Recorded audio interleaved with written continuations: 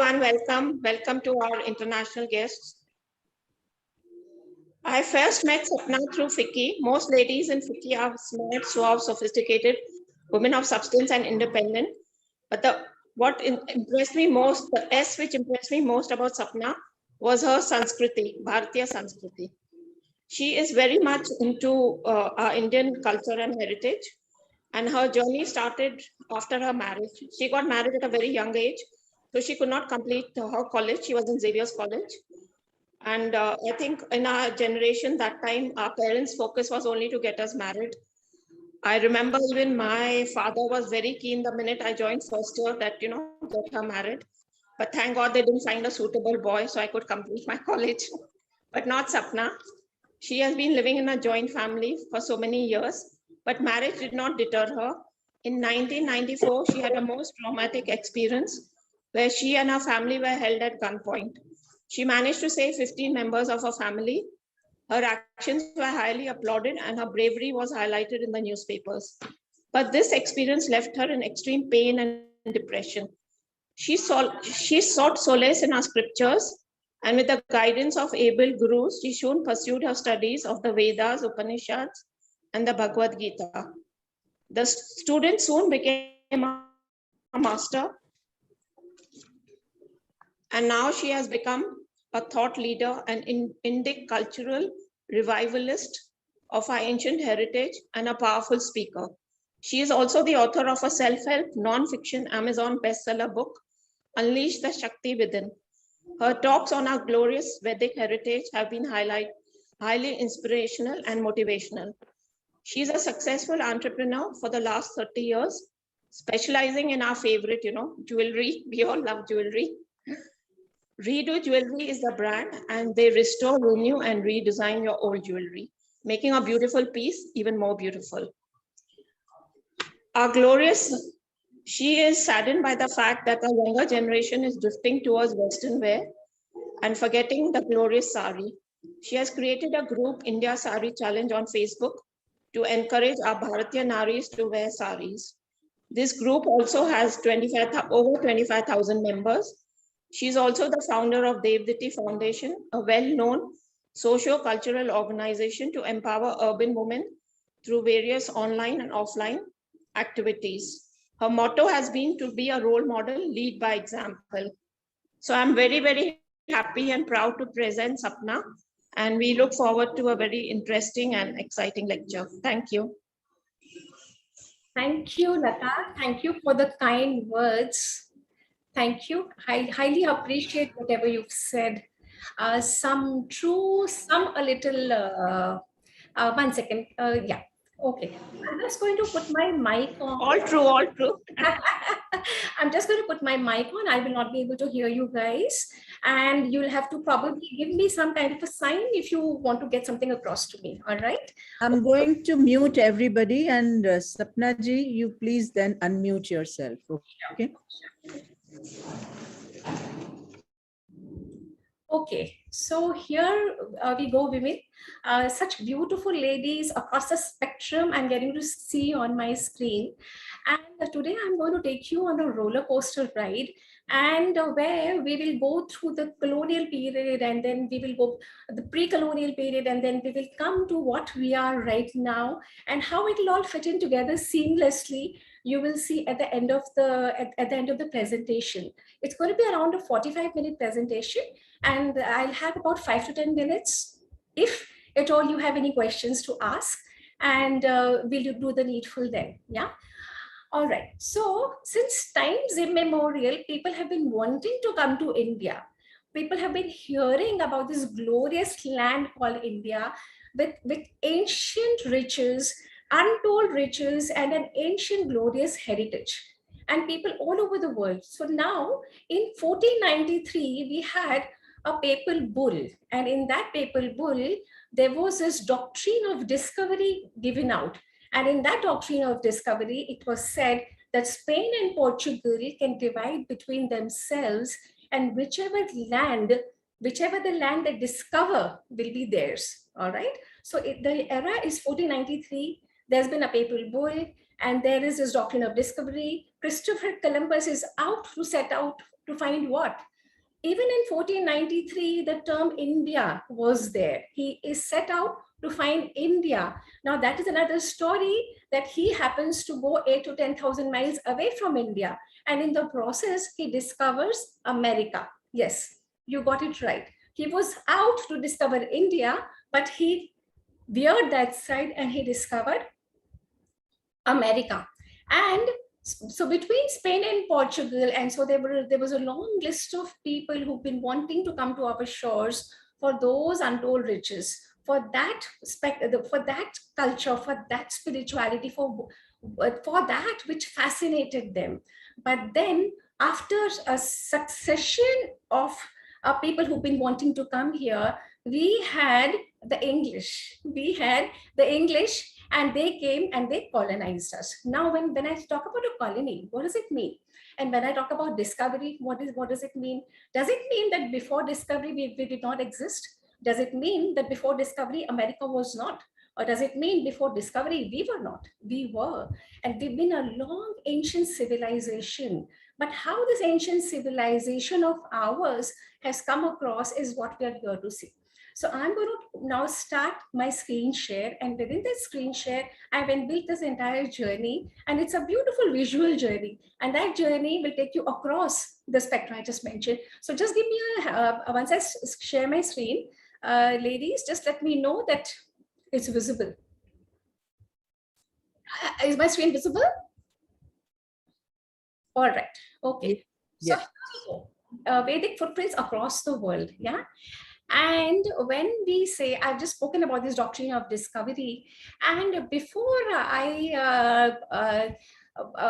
actually take you on this doctrine, on this slide share, I need to also share one more thing. We had Lord Macaulay, who had in this very land made a doctrine, or he had made his minutes. And in that, there were 3 essential things. And those things were that the people of India are going to soon forget their language, which has become so true. They're conversing in English. We think in English, we talk in English, all right? And they would forget their English. अपनी भाषा में 2 sentences भी ढंग से नहीं बोल पाएंगे. The second was that this land of brown Englishmen would not remember, would not know their Vedas or their Ramayanas or the Mahabharata or all the scriptures. We would be very away from them. We would not know them. We would know of them, but we would know nothing about them. The third was we would not know our dressing, our food habits, the entire so-called culture. We would be slowly alienated.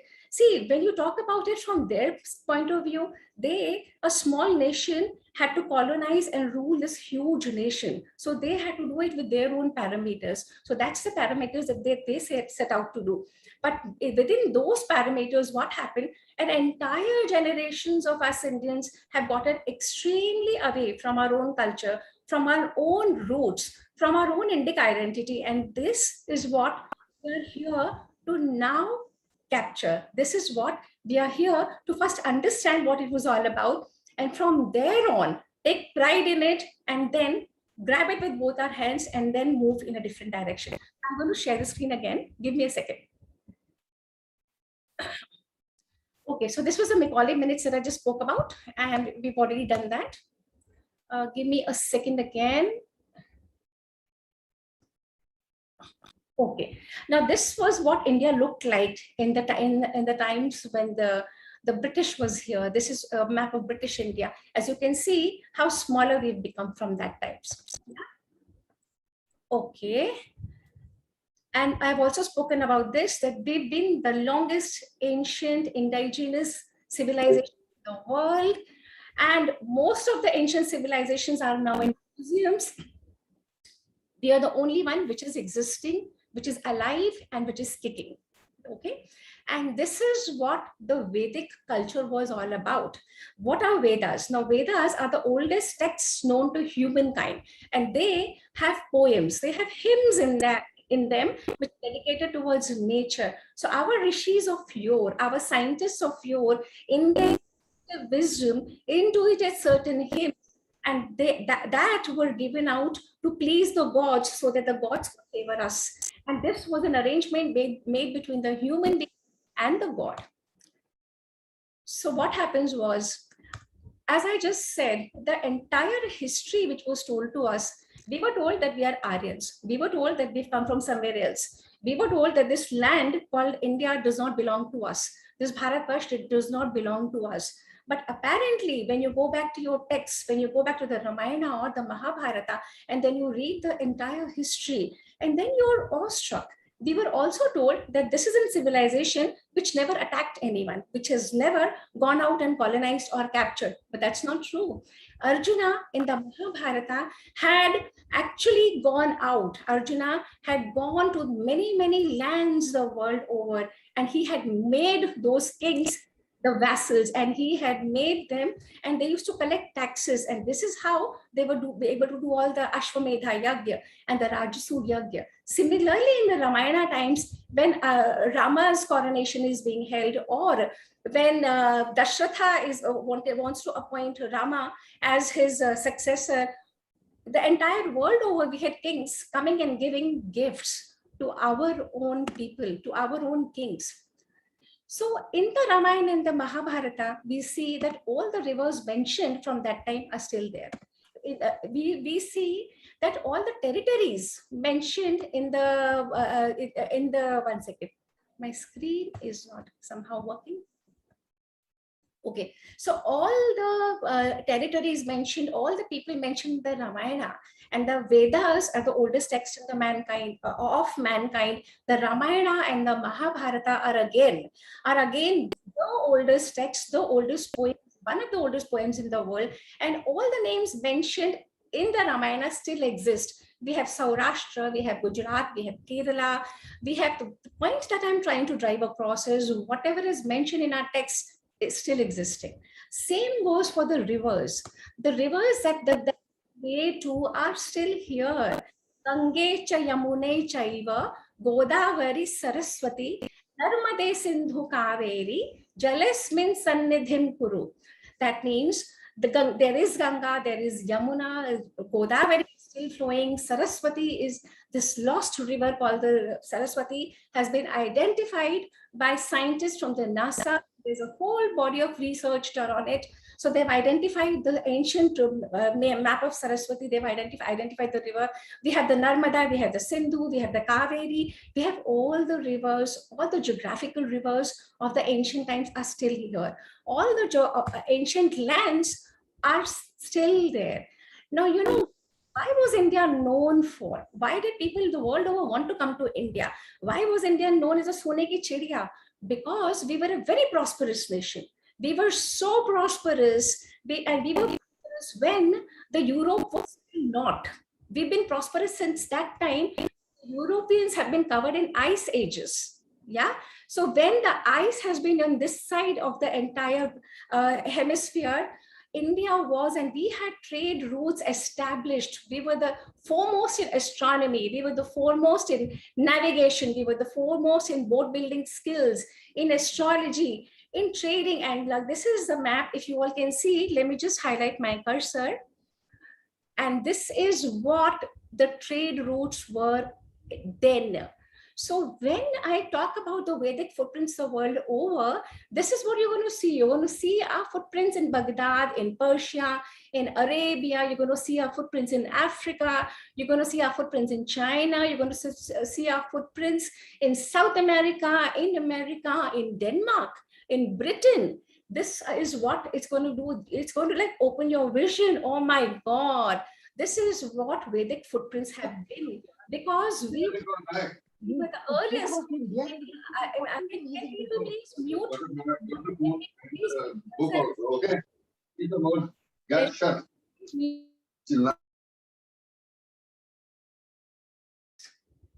Okay. So this is what's going to happen once we finish this journey of today of about 40 minutes. You're going to see this Vedic footprints all over, because we were the foremost in everything possible. And this is the trading routes that were. Okay, so when we talk about the Indic civilization, people have heard of the Mohenjo-daro, and people have heard of Harappa, and people have heard about Indus Valley civilization. Now, what has happened is these civilizations are treated as separate, but this Indus Valley civilization is what Vedic civilization was. And in that, I'm going to show you all kinds of signs, all kinds of linkages which join and link the civilization of Indus times to the present. This continuity, this long continuity. And this is going to, it's like, this is a seal which they found in Harappa. And this is a boat. Can you see? A proper formed boat. And again, this, and the next slide will take you to where our ports were. Okay, before I take you to that, Sanskrit is the mother of all languages. Linguists the world over have done immense studies to establish the protocol, to establish a language called PIE, or a Proto-Indo-European, or a proto this, or a proto that, or a proto this. But Sanskrit is the mother of all languages. The entire search was to make Sanskrit as one of the sister languages. They did not want Sanskrit to become the mother language, which it is. And once we see that in 400 languages across the world, Sanskrit, 400 languages across the world have many words from Sanskrit. Now the slide that has just come up is the immense number of words in Russian from the Sanskrit, or like you can see the Avestan and the Greek and their meanings and the Sanskrit terminology, or the English, or especially the Slavic languages, the Lithuanian and the Slovenian, and these languages are immensely connected to Sanskrit, immensely. I can take a whole session on just the language part. Okay, so now we have the port which I was talking about, the Indus Valley ports, and like this is a port which they have actually found on excavation. This top part is how it looks like today. This is Lothal, and this is a recreation, a recreated image of what the port might have been. So this is an inland port. So this, as you can see, this is how they used to make an inland port, and this is how the boats were. Again, on the seals, again in the carvings, you can have a look at all the Indus Valley boats of those times. Okay, now the cultural continuity which I've been telling you about. Now, can you see this woman wearing the bindi? And can you see me? I'm wearing the same bindi. For thousands of years, we've had this cultural continuity. Can you see the women wearing bangles? These are all found, these are all artifacts belonging to the Harappa, the Mohenjo-daro, and all the Saraswati Valley sites. Can you see me wearing so many bangles? Yeah. And can you see this? There is this beautiful sculpture who's wearing a waist belt, and many women down the ages, even now, wear these waist belts. Can you see this woman wearing payal here? Here, if you can follow my cursor, and women even now wear this payal.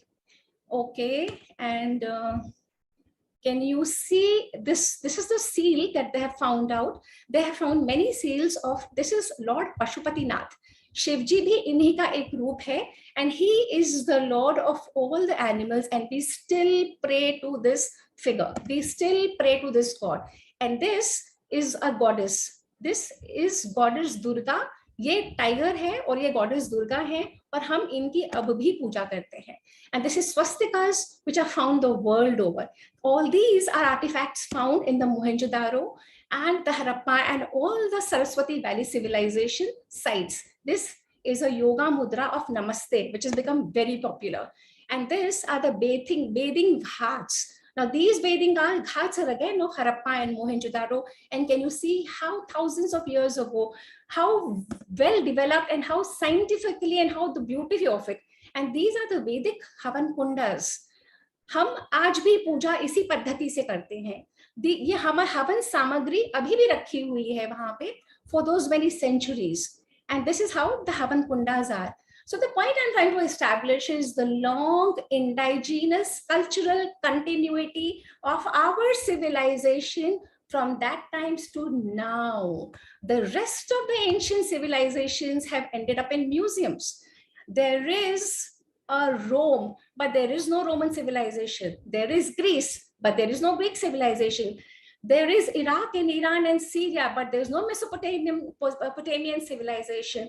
There is no Babylonian civilization. There is no Hittite. There are no Minoan. There are no Aztec. There are no Inca civilization. All the civilizations the world over are extinct and are found in the museums. This is the only civilization surviving, kicking, healthy, aiming, and going all out to become the Vishwagurus that we once were.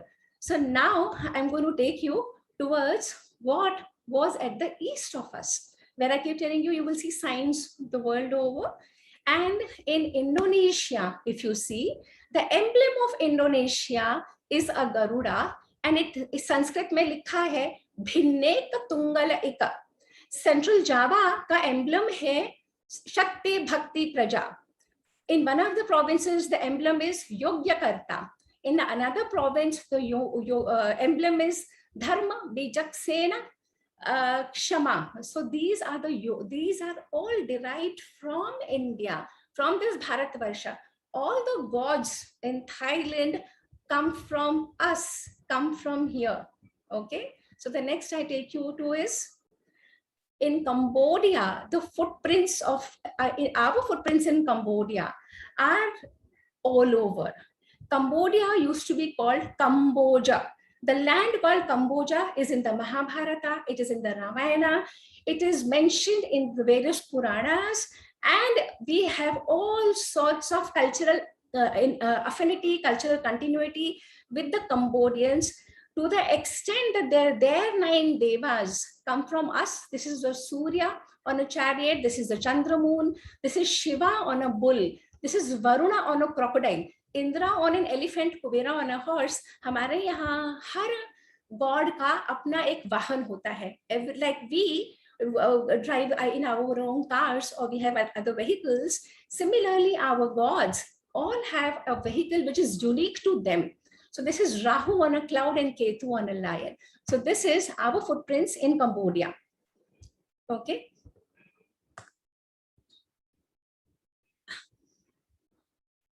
All right, so this is now I'm taking you to Vietnam, I'm taking you to Java, I'm taking you to Bali, and our footprints over there. Our footprints over there are again the various gods. The many gods are apart from the culture, apart from the food habits, apart from the language, apart from the affinity, because our culture, and not just our cultural reach, we extended right till there. So here in India, we have Dikpalas, we have gods of all the directions. Like when I say want to hear something, I do that, don't I? So southeast and east and all the different directions have been assigned a particular god. And similarly in Vietnam, in Java, in Bali, they have all directions have various gods. Okay, now Australia. And how do the Australians say? They say Australia. If I remember right from one of my trips, is how the Australians, like we call them Australians, but they say Australia, something like that. In any case, in the Ramayana, in the Valmiki Ramayana, we have this word, we have this continent which is called the Shalmali Dvipa, the oldest trees. Shalmari trees are found there, and in that is mentioned that that continent used to be where the Aryans, where we used to deposit all our weapons. It is used to be called the Astralaya. Astra is the weapons and Astralaya. That's why Australia as a whole continent is very much a huge desert where inhabitation is not possible, because they say the radioactivity and everything else is still happening, is what is being still said. And how did the Indians go, or the Africans through India go to all the way to Australia? So they say the first migrants went to Australia, they left Africa, they came to India through Arabia and Asia, and this is how they reached Australia. And a second wave has gone about 5,000 years ago. And in the Mahabharata, when the war ends and when all the tribes are going out, then also few tribes from India have gone and settled in Australia. And can you see, this is a bushman from Australia. And can you see this gold U tilak?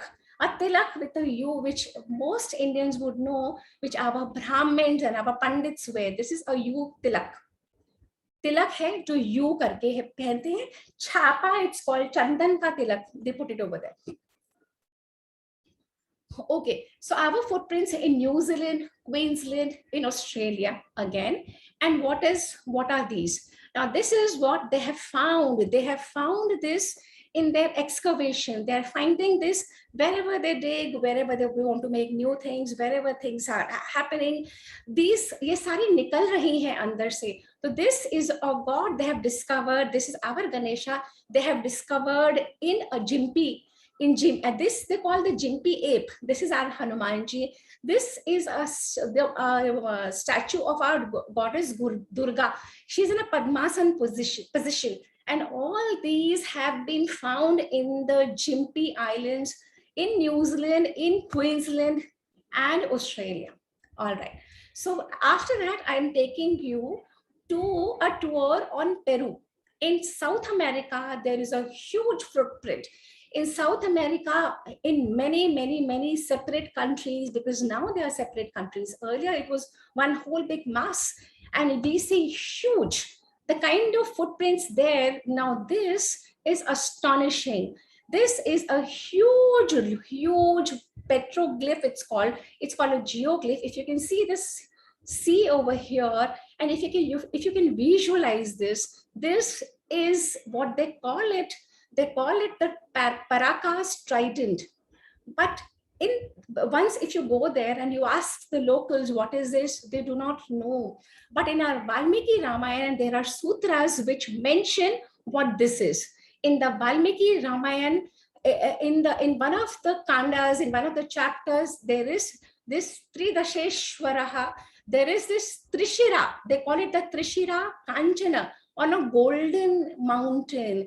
And this was said to be a marker for the gods that they've reached the furthest on this side. So this is what, and if you look at it, the way it's designed, the way it is made, this design is cut 2 feet into the soil. So 1 feet, like say about, 12 and 12, 24 inches into the soil.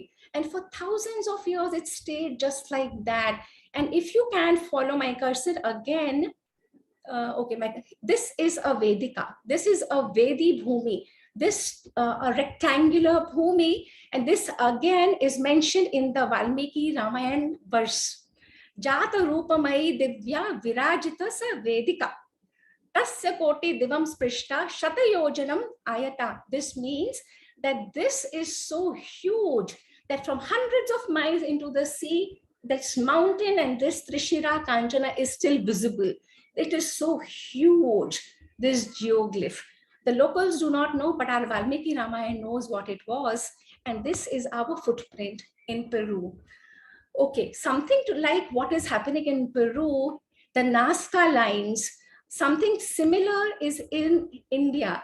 Now this again is in Peru, and this is a monkey. This, if you can follow my cursor, this is a monkey's tail, and this is a monkey, a huge monkey. This is Peru, but this is India. This is Konkan. This is Ratnagiri. In Ratnagiri, they have found, in Konkan, they have found huge petroglyphs. Now this brings our civilization to at least 75,000 to 100,000 of years old, which people the world over refuse to believe, because according to everybody, since Christianity began, we are just 1,000, 2,000 years before Christianity, not more. But as proofs the world over are coming out, as things are being unearthed all over the world, the datings have to go further back, and people have to realize that Sanatan Dharma and India is the mother of all civilizations. This is where life originated, and this is where life has gone out.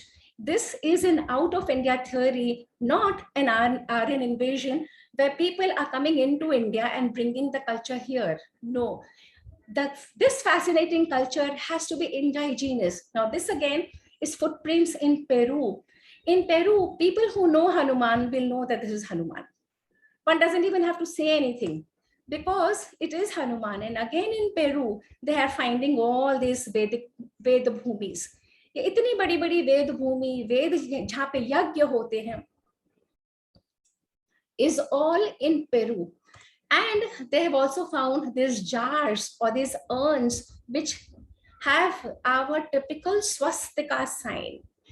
तो ये सारा Peru में है जो India से thousands and thousands of kilometers है. Now again in Guatemala, in Central America, in Guatemala, what are our footprints? Now this is now in one of the museums. Now this is what they call the hero twins of Popul Vuh, is one of the local people. Now this story has a remarkable likeness to Lava and Kush. ये love and कुश है. This is Shri Ram. This is Bharat, Shatrughan and Lakshman, and this is the entire Vanar Sena. This Vanar Sena is all sitting for Ram's coronation. But now this has become a local tradition, a local folklore, and they have given it some other name. But our Ram's footprints are in Central America. Okay, so now I've already taken you to a journey of the east of ancient Bharatvarsha. Now I'm going to take you to the west of ancient Bharatvarsha. When we go to the west of ancient Bharatvarsha, we see in Turkey. And what do we see? In Turkey, which is now an Islamic nation, but in Turkey or this Göbekli Tepe, there is this huge carvings onto the rock faces, onto the mountains. And these are our 12 Adityas. हमारे यहाँ सूर्य को 12 Aditya, one for every month. There is a specific Aditya, and this we pray to one Aditya in a month, and this is carved in Turkey. And the next is going to be our footprints in Syria. There is this ancient temple of Baal Shamin. Now this is a huge temple. Unfortunately, because of the political problems in Syria, they are just blowing up all these monuments, and they are leaving nothing. But that's the way of the world. We can't do much. What is. Now our footprints in Mesopotamia, in Iraq, in Turkey, in Syria, in Iran. Now this, all of us would know कि ये राम है, ये लक्ष्मण है, ये सीता है, या हम कृष्ण, बलराम और सुभद्रा भी बोल सकते हैं. ये सीरिया में मिले हैं. This has been found in Syria. Now in one of the in Mashhad area in Khorasan in Iran, in one of the mosques, there is this huge paintings on the ceiling. And here there is a little Vishnu here holding a conch. I could not get a better resolution picture. Holding a conch, Shankha Padma Gada Chakra. ये छोटे से विष्णु है, पद्मासन में बैठे हुए हैं. ये कहाँ पे है? ईरान में है. Okay, now again the footprints. Now this has been found where? In Turkey. In Turkey, this huge artifact came out, and this is our Brahmin with a shikha, and this is a flying Hanuman in a museum in Brazil. These are all. This is an Indian turban, a Rajasthani turban. All these artifacts. These are footprints. In India, we pray to footprints, to the goddess's footprints. Now, this is in a temple in Syria, and they call it the mysterious footprints of Ain Dara. Now, we have a goddess called Nainatara, and over time, how Nainatara became Ain Dara is a study for linguists. They have explained the etymology. Now, in Nimrud, Anatolia, Turkey, we have the Mitra civilization, and we have various monuments which bring that culture to our Vedic text, where Mitra is mentioned, where Indra is mentioned, where Varun is mentioned, and in the same chronology they have their gods over there. The same chronology जो हमारे वेदों में, ऋग्वेद में mentioned है, similar chronology they have in Anatolia, in Turkey, in the Mitra. Okay, now this is something astonishing. This is on the Iran-Iraq border on a huge face clip, and what do we see over there? We see Ram, we see holding a bow, arrow, we see Sugriva, and we see Hanuman. And this is a rendering that the artist has done. तो ये है Ram with his bow and arrow, and this is Hanuman, and this is Sugriv pleading Ram to let go of him, and after the death of Bali. ये है Iran में. And now our footprints in Egypt, Iraq, and Armenia. And what do we see? We see this is in Armenia. And can you see the swastik here? This is a swastik in Armenia.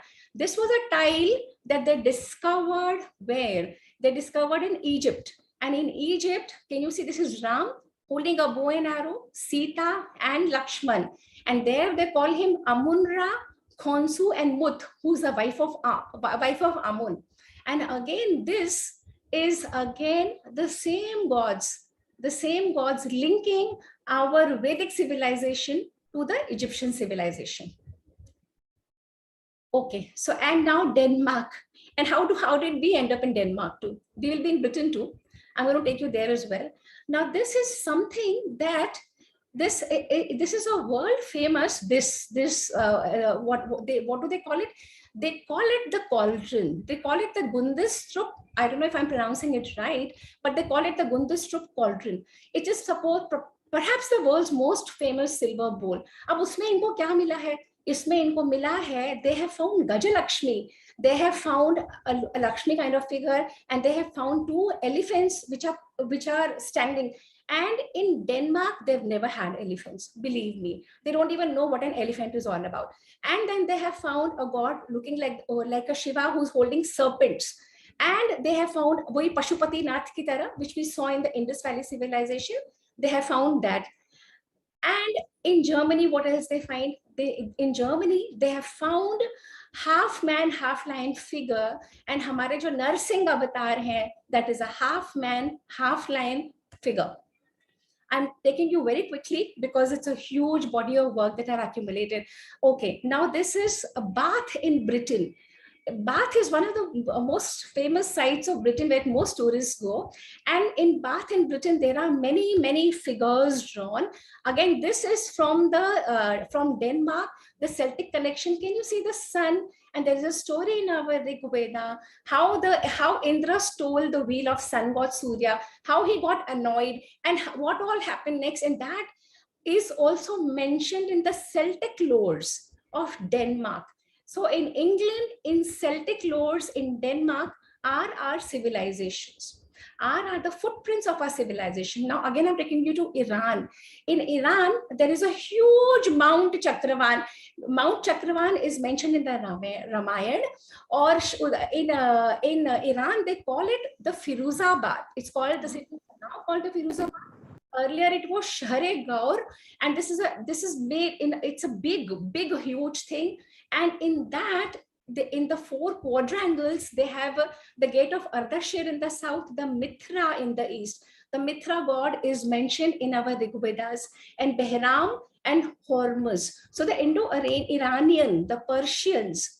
And now this again is one of the pictures of how Vedic cities used to be designed, and how this Shahre-Gaur is exactly like a Vedic.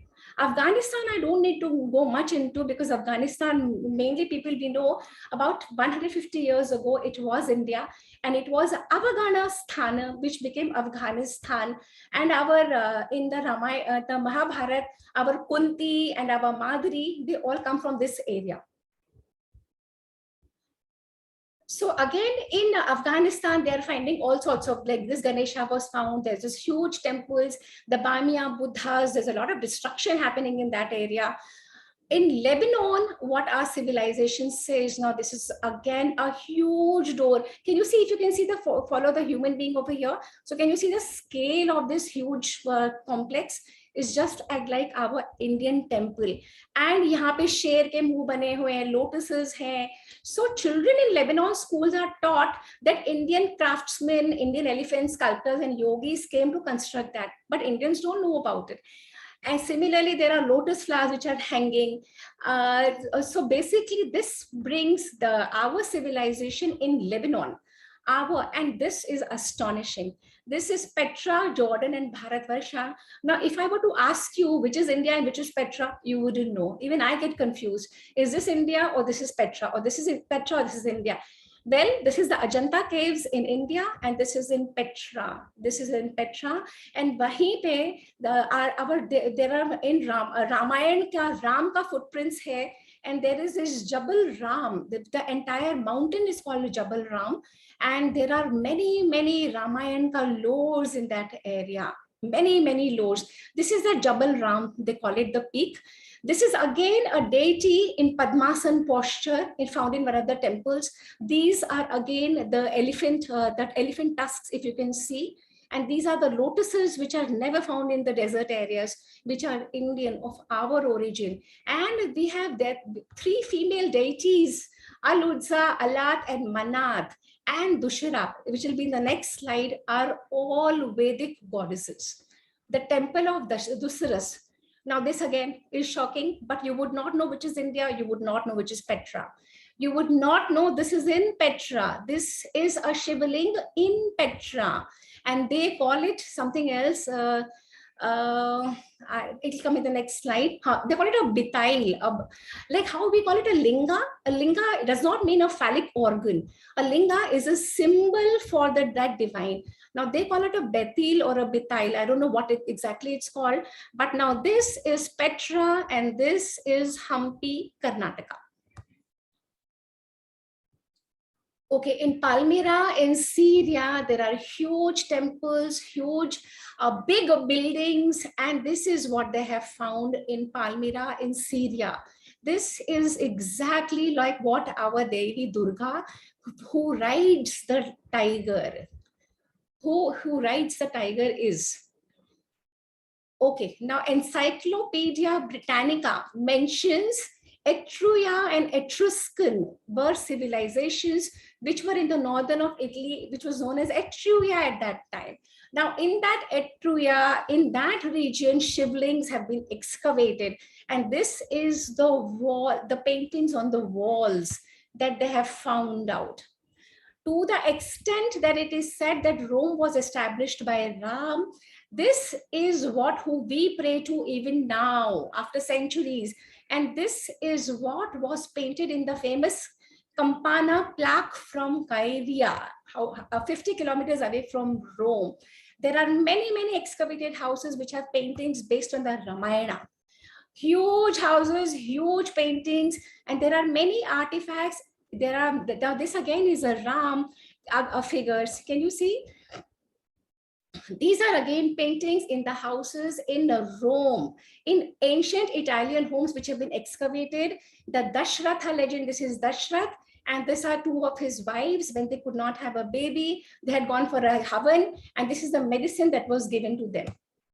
So the museum pieces say, there are descriptions over there. Okay, now Lava and Kush.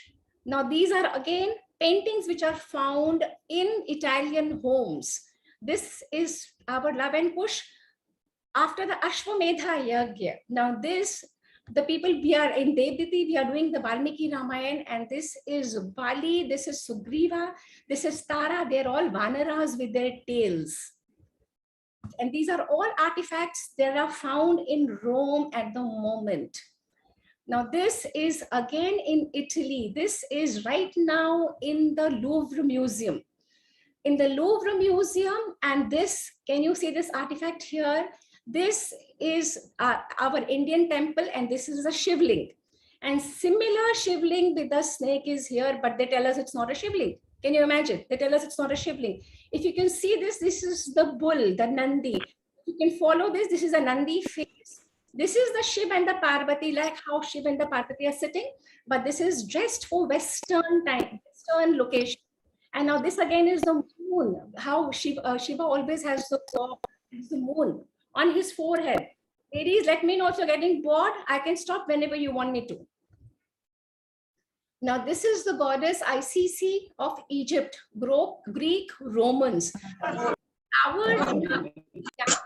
want me to stop? Is anybody saying something? No, please go ahead.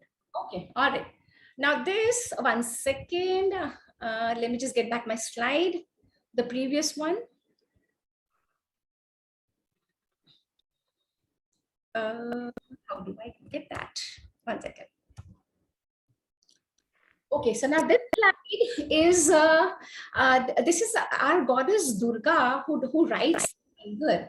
Now this is of the Egypt, the Greeks, the Romans. This was a goddess who they call ICC, and again she has, can you see, two snakes, and this is the Minoan civilization. And best part is now this goddess migrated from Crete to Europe, which is in the Paris area. This became the Paris because of this. And the Persians also, who went from that area and migrated, they became the Persians. So this is the civilization, the Vedic footprints over there. Now again, this is in the museum. These are pre-Islamic Saudi Arabia goddesses. Now again, if you can see, can you see this figure? It's just like our goddess Saraswati, who rides a swan. This is a swan. So this is our goddess Saraswati. This is our goddess Durga, right? A tiger. This is, so these were gods which were prayed to before it got overtaken by entire different religion. So Allat, Al-Uzza, Al-Manat in Damascus, in Syria, Turkey, Iran, Jordan, all over. So this is the trinity of the goddesses, and this is the trinity of our goddesses. This is our Saraswati and our the Durga, the Lakshmi, and the Saraswati. And this is exactly similar tiger. All the three goddesses are riding, are sitting. I can hear some sound from somewhere. I request you to mute. Request you to please mute. Okay, so now Shiv and Shakti, Shiv and Parvati were all over. So this place is still called Shivata. Shivata is a place, it's ruins in Israel, and there are many gods. Many of our gods have been found there. And one second, yeah. These are the temples which have been found, and this is in the excavations, they are finding lotuses, they're finding gods, they're finding all kinds of images. Okay, now I'm going to now quickly wind up. This is the north of the ancient Bharatvarsha. Kailash, Mount Kailash is mentioned in the Ramayana. Mansarovar Lake is mentioned in the Ramayana. There is this tunnel which they say Shiva's son, Skanda, he carved his way through these different difficult terrain, and he is still prayed to in that region. In China and Mongolia, they are finding Shiva idols, they are finding Vishnu idols, they are finding Apsaras in the caves, they are finding Gajendra Moksha, they are finding Pashupatinath, they are finding, and because China, India has been the teacher for the world, and especially the Chinese, because Chinese, this is in the Quanzhou Museum. This is a Shiva in the Quanzhou Museum, Vishnu, Shiva, Durga, Devi. And in Siberia, they still pray to a god called the Ayu Devata. As we all know, Ayu means life. Now, India was China's guru. It has been, these are done in the caves. China never had any elephants. This is what has been done in the Chinese caves. India sent mission. Okay. Now, ancient Vishnu idols found in the Russian towns. Whatever I'm sharing here has been all identified, all sorts. This is the Russian symbol, this two bird. This is from India, this is from Russia. This Vishnu has been found in Russia. This again, all these artifacts have been found in various diggings, in various locations. So this is between Turkmenistan and Iran, and they are finding in their diggings cities exactly like what Harappa and Mohenjo-daro and other Vedic Indus Valley civilization cities. Okay, in Uzbekistan and Tajikistan, in cave drawings, they have Indian gods, they have the Rama and the Lakshmana with the bow and arrow and the tigers. In Tajikistan, it is unusual to see women doing the rituals of what we do even now. If the 9 days, twice a year, we pray to goddess Durga, and so do these Tajik girls do. In Kyrgyzstan, they have this huge, can you see this Angarakha and the dhoti? Can you see all these Indian men? And they tell us that this is not Indian, but something else, but this is all from the Indic lore. These are all from here. Russia, Siberia, Earth's oldest lake is Lake Baikal, where there are northern lights, and this finds mention in the Ramayana, Payasam Nidhi. Do you know 350 rivers empty their waters into this lake Baikal? And this is mentioned in the Ramayana too. This Siberian summer palace has been built by Krishna's descendants. Exactly something like this is what they have unearthed in Dwarka, which is underwater.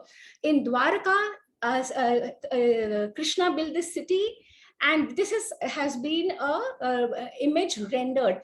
This is a city with extreme fortification. If you can see, this is the depth of the fortification. So this city is called a Vajrapura, with a city with extreme fortifications. And this is in Siberia. Okay, south of ancient Russia. I'm actually rushing through it because Valmiki Ramayana in Antarctica. Valmiki, can you see, this is a tent over here. And can you this huge mountain of ice, and from there flows water just like blood. Absolutely blood. It looks as though blood is flowing in Antarctica. And this is mentioned in the Ramayana, that the land that side is extremely difficult. One cannot go on that side. It is not livable. It is called Yamapuri. It is called where people go after death. This is all Antarctica, where we have rivers of ice, where we have everything to do with ice, where it's uninhabitable, where people cannot live. The Vedic swastika and the civilizations the world over have the swastika symbol. And so we're living Vedic civilizations that we are, and the rest of the civilizations are in the museums. The Aztec and the Inca and the Maya and the Babylonian and the Hittite and the Mitanni and the Sumerian, and the words are similar. Dashratha, Kashipu, in their language. Now this is, they call it the Brahma, and we know the forehead god is Brahma. Manu, the Singhadwar, this is again in Syria, in Hittusa, they call it. Okay, Maya civilization. Now, what does the US ambassador to Mexico say? He says it's unquestionably Hindu. There is no doubt that it is not Hindu. All similarities between the temples of Maya civilization. Now, with this, I end, and with this, I end, and I come to, give me a second.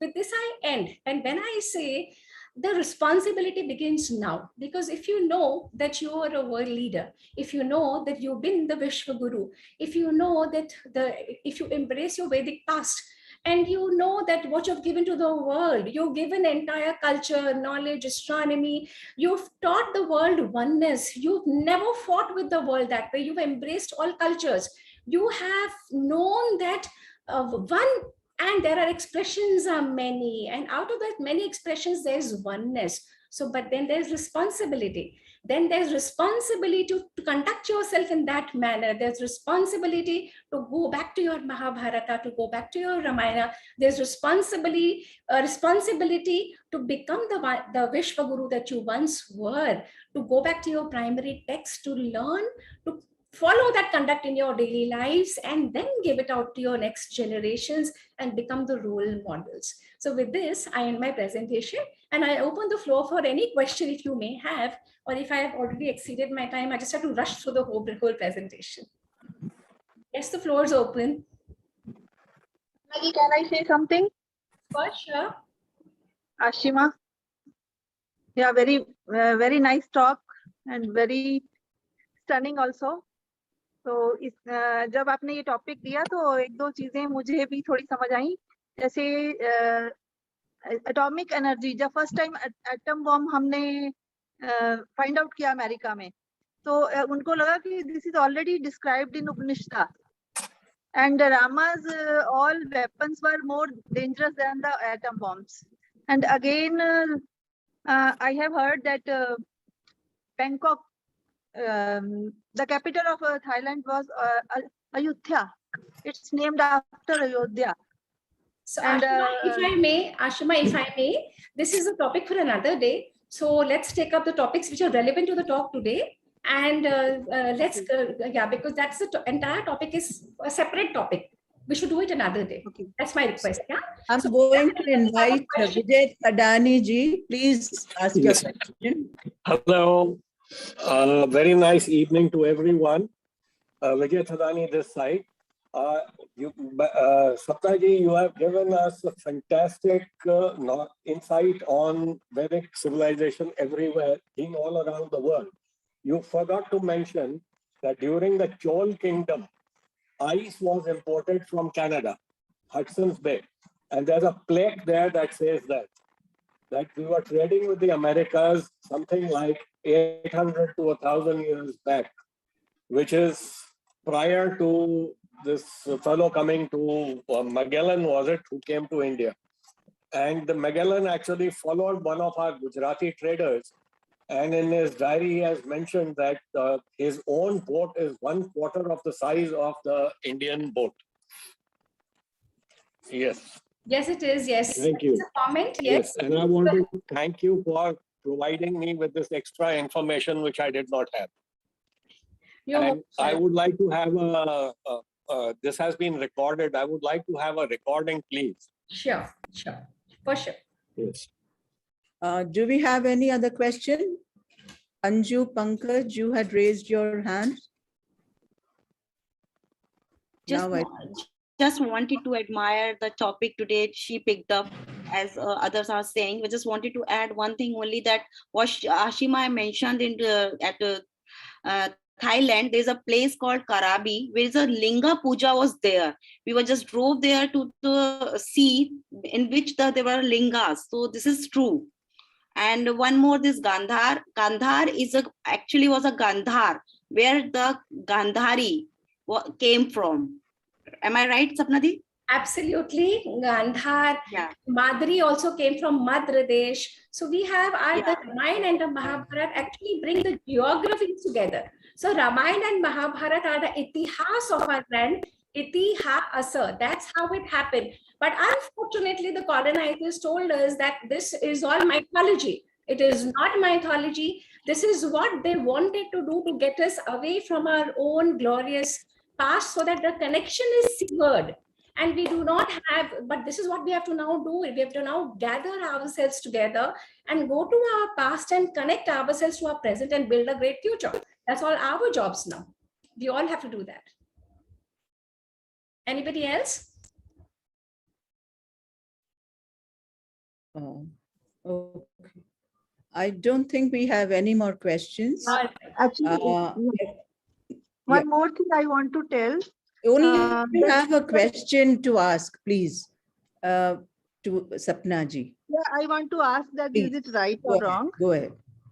And Charan Paduka, which is described in Ramayana, it is said that in Thailand or Malaysia, I am not clear about it. In Thailand or Malaysia, it is now pronounced as Your Highness to the King. Is it right? I would not make a comment because I don't know about it. I would request you to study further and let me know it as well. Because everybody has to do their own study. We all have to put in our own homework, our own and then make our own assessment, because I am not aware of this point. Yeah. Thank you very much. Thank you, Sapnaji.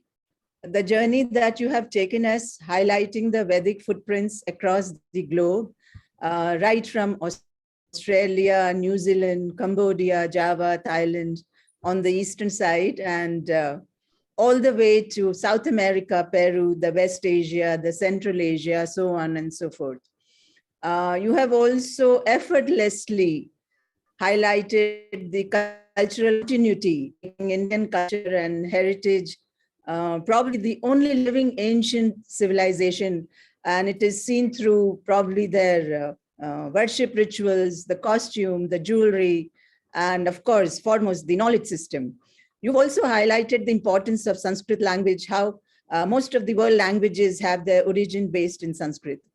You've tried to establish the Indian gods, Rama, Durga, Shiva, Hanuman, and the likes. Their icons have been excavated from various sites outside India and venerated maybe under different names. In all, I would say, I think it was an interesting and very consuming session, maybe open for debate, though many of the historians, especially the world historians and Western historians, may not agree with all the hypotheses or appropriation of gods and goddesses, but hey, to each one his own. Absolutely. And that's all I can say. Thank you very much. Yeah. She has something to say. Say Yes, something. Thank you. Yeah, You know, we normally have Bharat Darshan, but today we've had International Darshan. Thank you. Thanks a lot. Thank you very much. yeah, I just wanted to say one thing, that to summarize, you very clearly said, yes, the whole idea was to, in a way, disintegrate our civilization and culture by trying to disprove all the theories that we have with us. And I think it's high time that we try to consolidate and try to put things back where they belong and to correct history and geography in whichever way we can, especially history. Thank you, Jayashree. Thank you. Thank you. And thank you, Sapna. It was a very, very nice, interesting, and as Pawan said, consuming and very informative session. Thank you so Thank much. you all for joining. Sapna ji, a big, big thank you to you for such an enlightening session. Most You- welcome. Thank you, Sapna ji, for it was a very interesting and very informative session of yours. Thank you very much. Most welcome. Most welcome. Anybody has any question, or we may wind up? We are going to end the meeting Okay, now. all right. Yeah. Perfect. Perfect. Perfect. Thanks a lot. I would Yeah. want to thank Lata. One second. I would like to thank Lata for inviting me to this platform. And I invite all you ladies to take on this journey for yourself. And now, just with a magic wand called the computer or your mobile, you have the world at your feet to access, to explore, to know which direction to go. So we cannot blame our governments, we cannot blame the colonizers, we cannot blame our educators for not teaching us what we don't know. It's our onus to learn, to inculcate, to build the conduct therein, and become role models for next generation, because the next gen do not listen to your words. They see and they respond to the conduct that you do. So this is my request, my invitation to all you beautiful women out there. Come on, take pride in your own Vedic roots, go out, explore, and grab it on. Thank you. Thanks a lot. Thank you.